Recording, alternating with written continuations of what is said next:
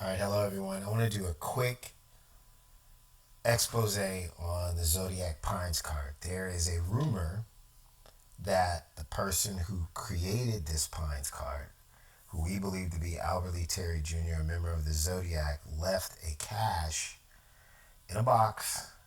And this is also in some other coding that we found that there was a suggestion of a box, and some of the images that we saw resembled the red light that's in a dark room, which would suggest that they're pictures.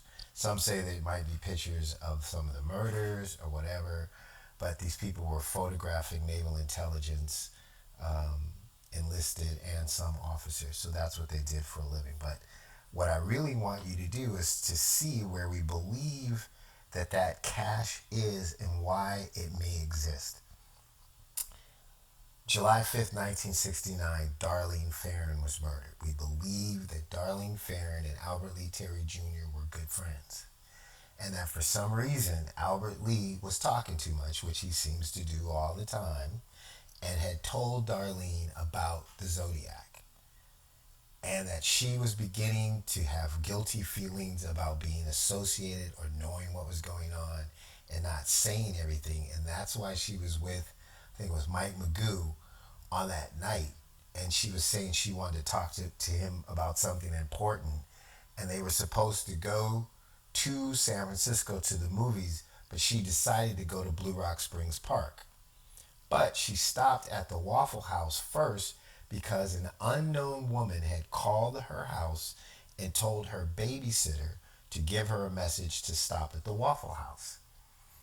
The babysitter, when Darlene called in, gave her the message. The woman had never identified herself, but Darlene didn't ask for who it was. She acted as though she knew who it was. She went to the Waffle House. Her sister said the only people she talked to were the girls at the Waffle House, and none of them told the police that she was the one that called. We believe that was a ruse to get her to go somewhere where they could pick up her trail because they had knowledge or information that she might talk that night. We don't think that Albert Lee was involved in her murder. As a matter of fact, we think that he might have identified where she was and thought that maybe Charlie or somebody was going to go talk to her, but they ended up taking her life. And that created a chasm within the core group of people in the Zodiac. And Albert Lee started to pull away, and there is coding that talks about this chasm, and that he took it really hard, and that Charlie and Ellen were trying to get him to come back into the group. And then we found information in FBI files that shows that he was trying to get into the witness protection program, which was brand new in 1971, by saying he could give information about the Zodiac, encoded messages in some letters where he was posing as an amateur astrologist. Okay, so I know all that sounds really complicated. You're lost, but at the end of the day, these three core people who were involved in most of the murders were having a split, just like any other group, just like criminals that, one wants to spend the money, something, they were having problems because of the murder of Darlene Ferrin, right? So I think Albert Lee was in love with Ellen. Ellen picked Charlie. Albert and Charlie were also lovers. They were all bisexual, right? Now Darlene's dead, so Albert's thinking she took my man, she took my girl, and she has everything, and she didn't pick me, and he's upset. He's leaving, and he's going to have a stash of information that if they try to do the same thing to him that they did to her, that they were all going to hell and going to jail, right? And that's what this Pines card is all about. And I'm going to show you where the map is and where the stash should be. You're going to be surprised at what you see and how he shows them why it's there. So let's do this really quickly because I know I talk too much and that can be boring, but this is very, very interesting. So quickly, here's the Pines card, right? Millions of dollars, millions of people, that's what some guy says, and you think you know what this is all about. Yes, I do. So where it says sought victim 12, people think that's 12 victims by the Zodiac. No.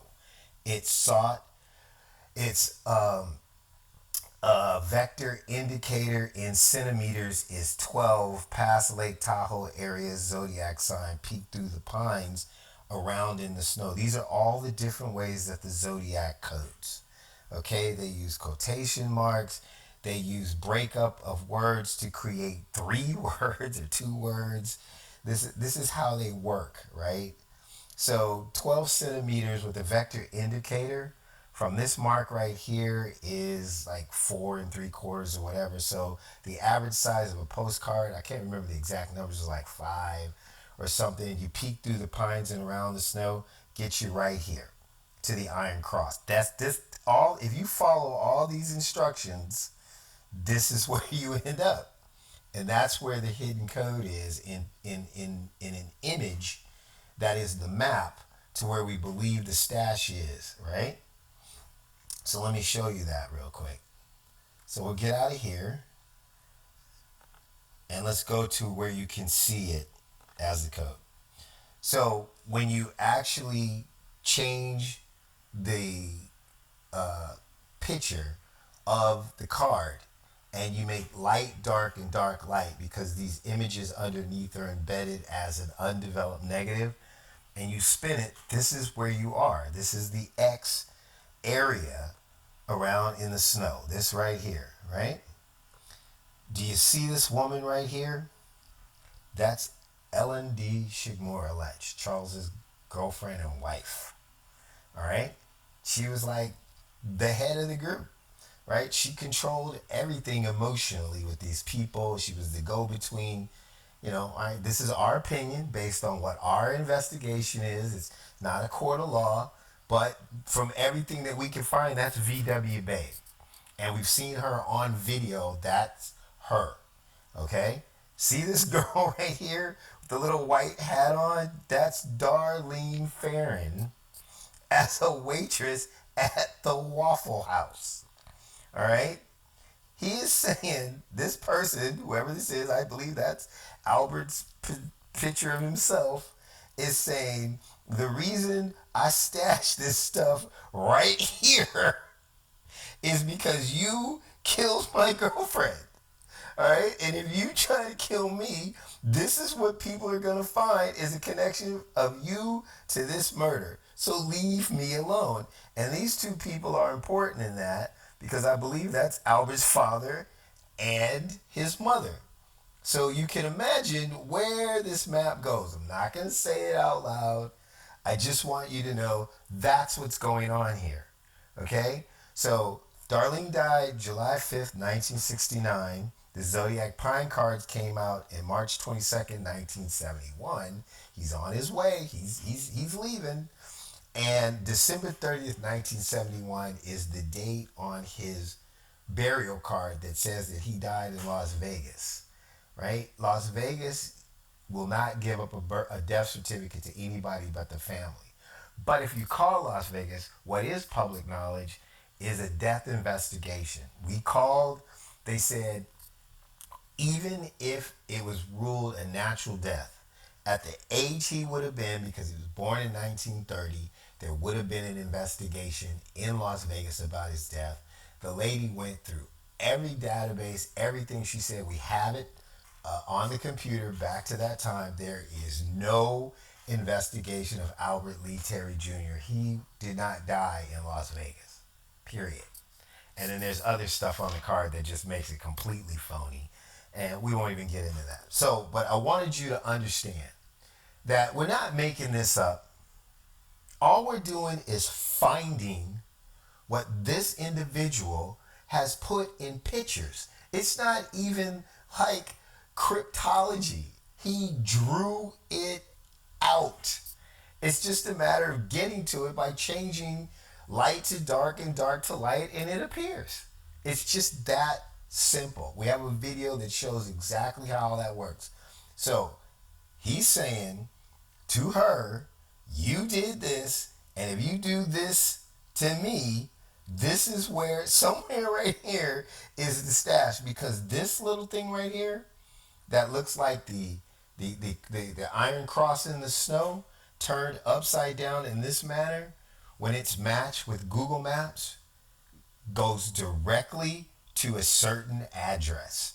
And it all you can overlay this on the street on Google Maps and it takes you right here to this address where we believe that if there is a cache of information, he may have been bluffing, that the reason he put these people here is to let whoever found this, if something were to happen to him, know where that evidence is. And it's like a blog post, right?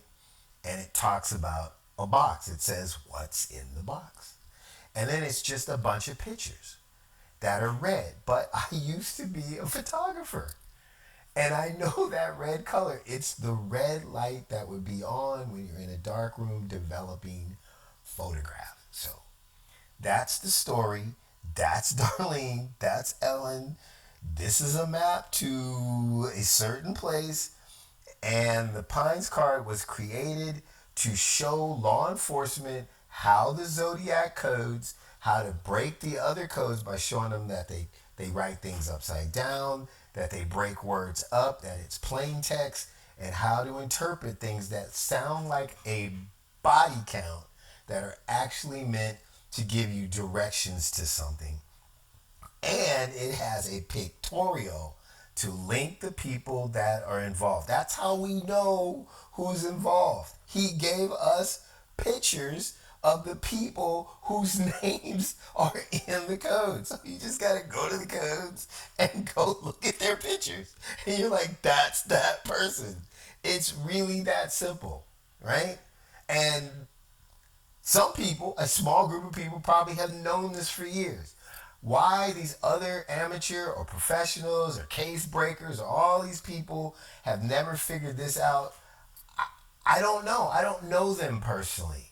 They all concentrated on the ciphers and the cryptology as if they were experts in code breaking. But what we did is we read everything that was not in code. And there's a lot of it that's just in plain English in a lot of the letters. And we figured out, like what real investigators should do. These are real people. They're actual people who had reasons, unreasonable or not, for what they did.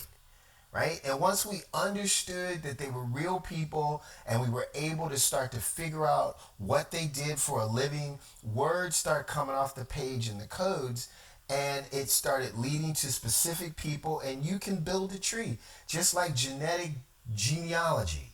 And we started figuring out who they were and then there's just tons of information on people. We had professional background checks done and then when we start finding these pictures, that was it.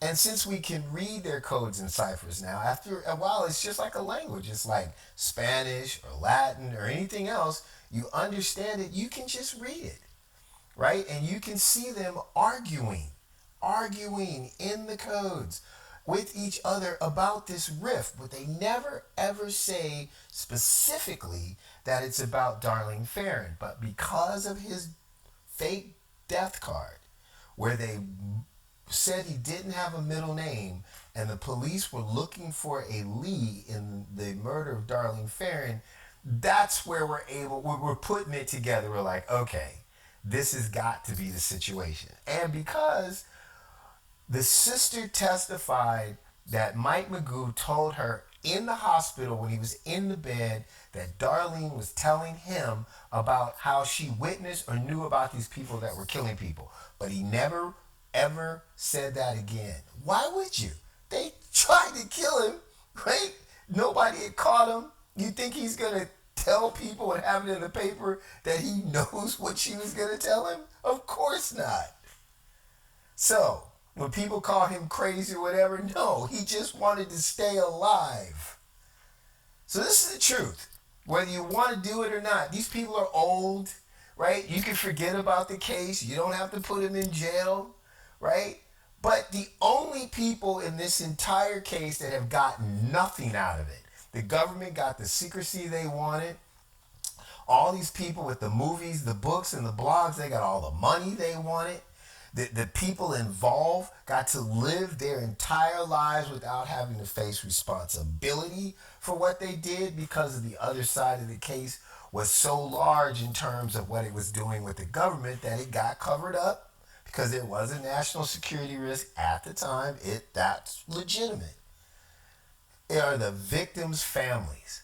And the people that are hating on me for wanting to give the victims' families the truth about what happened to their kids, I don't understand you.